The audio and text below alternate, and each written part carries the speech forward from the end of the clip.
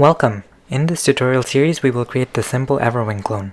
By the end of the series, your player will be able to shoot monsters, collect coins, and fight the big boss. Everything you learn here should be useful in making anything in Unity. If you have never used Unity before, I strongly recommend you check out my simple Pong tutorial first, since that walks through the basics of Unity. So let's just get started. To start off, I'll just create a new project called Everwing 2D. You can call it whatever you want, of course. Make sure to select 2D here and just hit create project. The next thing you'll need to do is, first of all, make sure that your layout is set to default, and then click on game and change the aspect to just mobile. We want it to look like a mobile screen, which is how Everwing works. And the first thing we'll need to do is to actually save the scene. So to do that, just hit File, Save Scene, and I'll call it Demo, but you can call it anything you want. And make sure to double click that scene. You should see Main Camera. We'll need a few folders, so I always create a folder for scripts. This will store all of our scripts, and another folder for prefabs. This will save all the copies of things we need to instantiate. We'll need another folder for sprites. Okay, so first let's create the player. To create the player, we'll need some sort of circular sprite, because our player will be a circle right about here. So to do that, click on Assets, Create, Sprites, and Circle. And that's it. Make sure it's in the sprites folder. To actually make it show up in the game, we drag it into the hierarchy over here. So this will represent our player. You can rename it to player by changing the name here, and I'll change the color to something else, like light blue maybe. You can change it to anything you want, of course. The player will kind of be at the bottom, so -4-ish down here. Okay, so let's save what we have by just clicking on prefabs and dragging the player here. And this kind of saves it for later, so we can actually instantiate the player one day. Okay, next we'll actually need to create colliders. So click on the player object and hit add component. We'll need, first of all, a circle collider so that we can detect collisions. But it's very important that you select is trigger. We don't want actual physical collisions, we want to just detect them. Is trigger kind of allows us to just know when the collisions happen, but Unity won't do anything about it. You can react to it if you want, but you don't have to. And then we'll create a rigid body 2D, which adds physics normally. As you can see, it has things like drag, mass, gravity, but we don't want any of that. We don't want it to obey some sort of physics. We want to customize all that. So we'll switch to the body type to kinematic. And this removes all the physics stuff, so we can actually do whatever we want to it. This is important to have just so that collisions work. Alright, so that's our player object so far. Just hit apply. If you did everything right, when you hit play, nothing should happen. The player shouldn't fall down. Okay, so that's a start. The next thing we'll need is to actually move the player. So to do that, make sure to switch to the scripts folder. We'll create a script for player. You can call it anything, but I'll just call it player. All this script will do is just move the player left or right. In update, which happens once every frame, so we want this to happen continuously, we'll need some sort of speed. So the speed of the player, I'll set it to 10f. The F, by the way, means float. And the next thing we'll need is to actually move the player depending on the input. So we can get input by doing input.getAxis horizontal. And what this function does is return -1 if the player presses the left key, and +1 if the player presses the right key. And WASD also works, so it gives -1 if you press A and +1 if you press D. And we'll multiply that by time.delta and by speed. So time.delta, make sure that our movement is frame rate independent.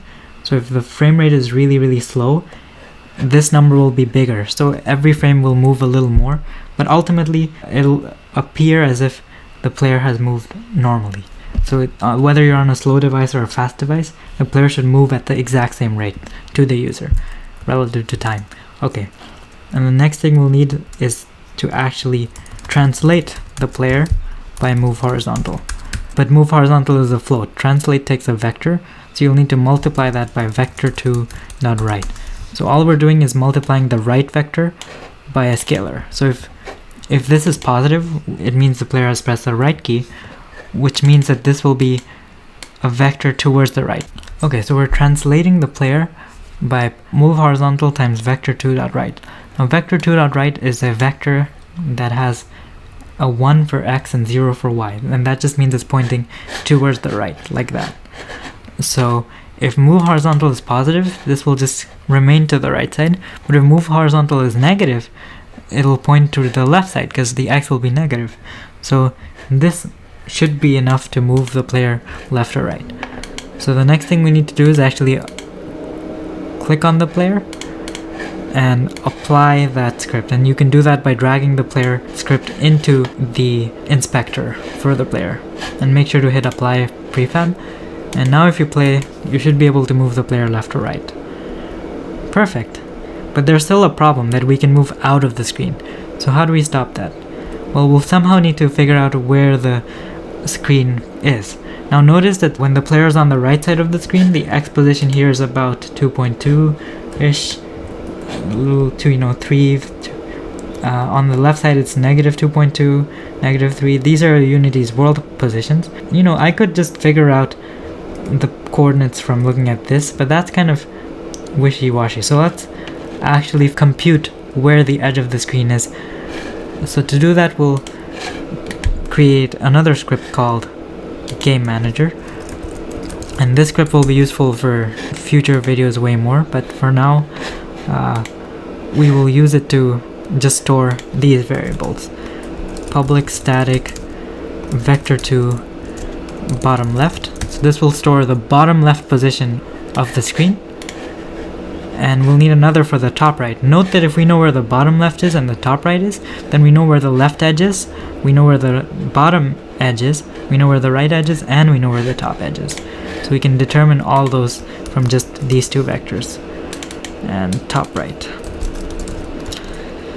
Okay, so bottom left, how do we actually get where the bottom left is in the world position? To do that, we get the camera the main camera, which is this thing, and we get screen to world point. So this converts a screen position to a world position, and that's a new vector 0, 0. So to sum up, all I'm doing is the 0, 0 position off the screen, we're converting that into world position, and this function basically just converts it and puts it in this variable. And we'll need to do the same thing for top right, but this time not 0, 0, but whatever the screen dot width and screen dot height is. So once again, we're getting the top right of the screen and converting that to a world position. So we're converting this into a world position. Okay, and that's all we need. We can delete the update, we don't need that. In player, what we'll do is, if we are moving too far to the right, so if my transform.position.x is bigger than or equal to game manager dot top right dot x, and I'm moving towards the right, then I don't want to move anymore. So I'm going to set move horizontal to 0. And similarly on the left side, if I'm moving transform.position.x, if I'm less on the left side of the screen, game manager dot bottom left dot x, and I'm moving towards the left, then I'm gonna stop moving. Now note that since in either of these cases we set move horizontal to 0, so that would just translate it by a 0 vector, and that basically means no movement. Okay, if we run this shouldn't actually work yet, because what we'll need to do is attach this game manager script somewhere so that the start function gets called.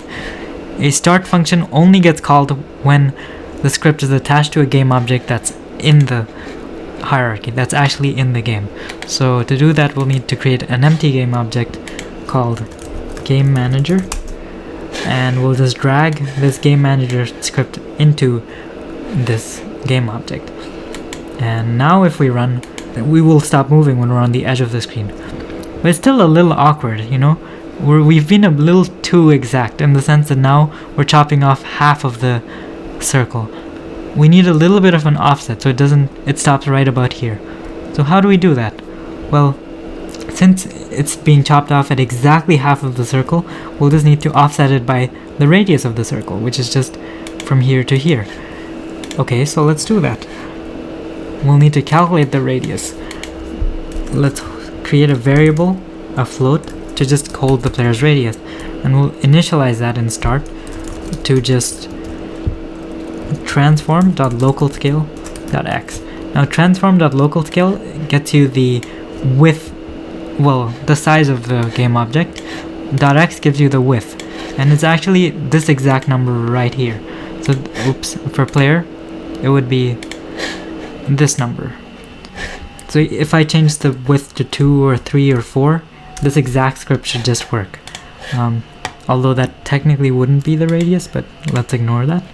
So if on the right side, if my position plus the radius is too far to the right, then I want to stop moving. And if my position on the left side minus radius is too far to the left, then I want to stop moving. And this should account for our offset. And this should just be enough. And if you hit play now, you'll notice that the player stops moving a little too far from the edge. So we made a mistake. And the mistake is obviously that I forgot to divide this by 2, because a radius is half of the width, not the entire width. So if we hit run now, you'll notice that the player stops at the edge of the screen. Now, it's a little inexact because of the way frame rates and inputs work, but for our purposes, this is pretty good. It does stop kind of where we want it to stop. So that's it for moving the player. Okay, so now let's create the bullet. To do that, we'll need to first instantiate the bullet somewhere, so somewhere around here, and then the bullet will have to move up on its own, and the player will repeatedly create bullets. Okay, so for that, we will first need to create a bullet spawn spot. So right click on the player and click create empty, and we'll call it bullet spawn spot.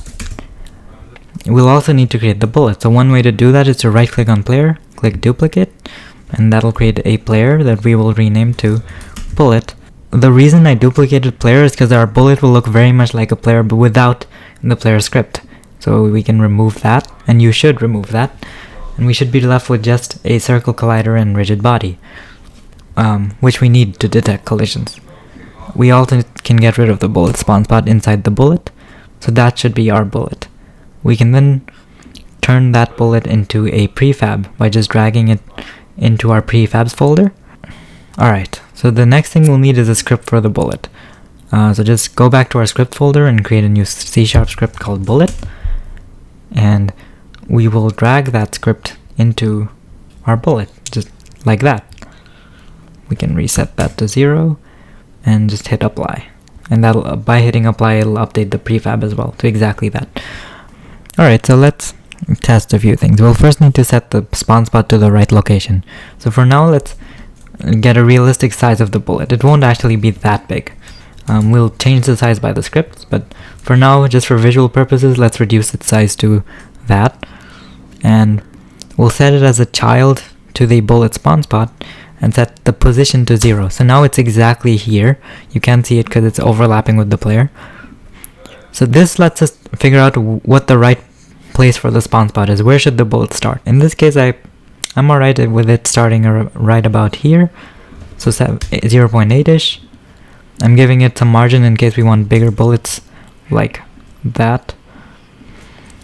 Okay, so that's good for our spawn spot. We're done with that.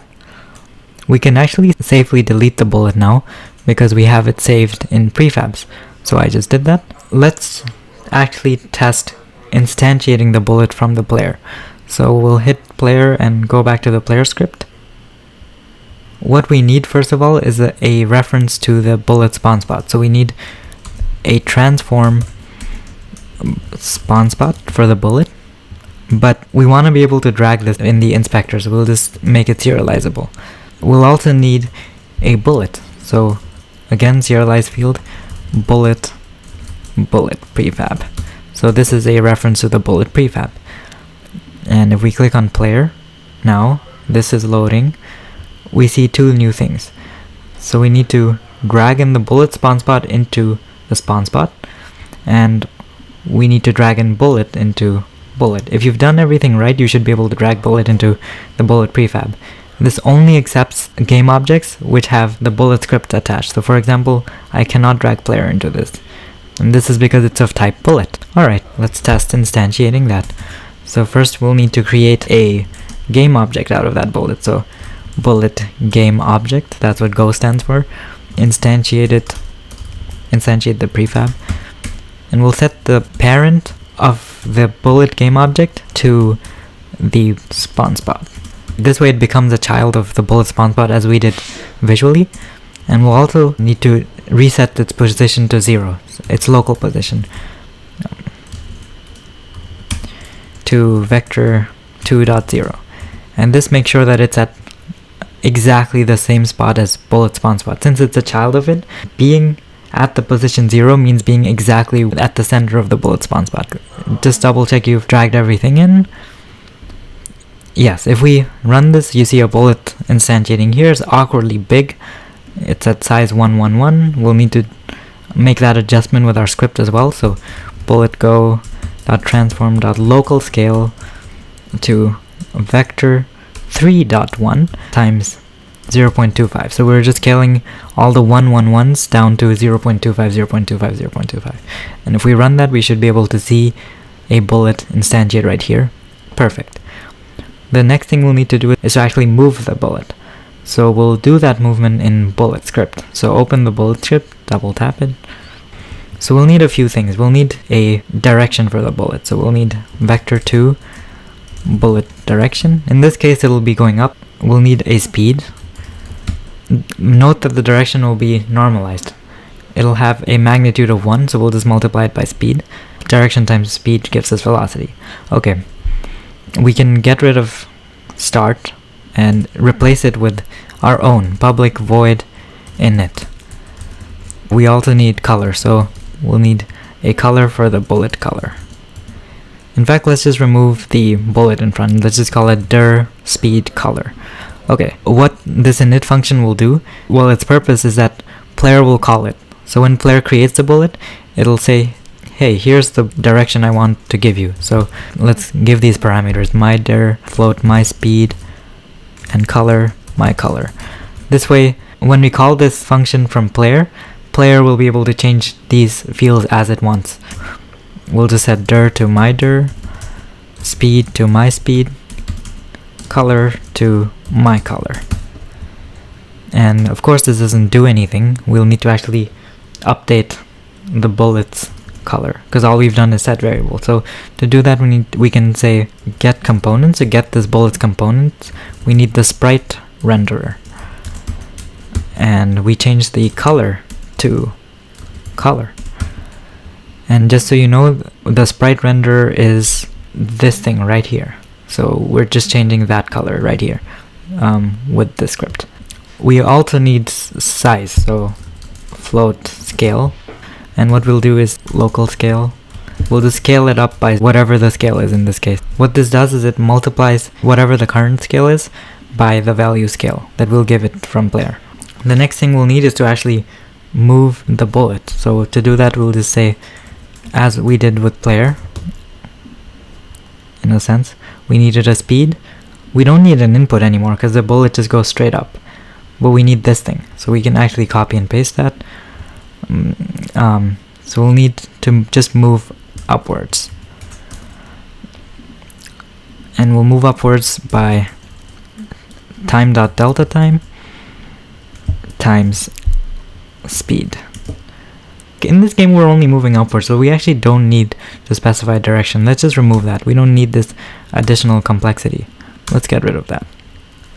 So what this is doing is multiplying the direction upwards times time.delta time. The order doesn't matter, of course, since it's just multiplication, but I like to have time.delta time at the end. This is, again, make sure that it's frame rate independent. So from player, when we instantiate it, instead of doing all this stuff, we should just call bullet go dot init, and we will give it a speed. Let's give it 10 for now. We can adjust that as we go. Let's give it our color. So again, get component sprite renderer dot color. So I'm giving the bullet the same color as the player, and we'll scale it up by 0.25 exactly. So now we can get rid of this line because all of that is happening in bullet, and we should also move this line into bullet.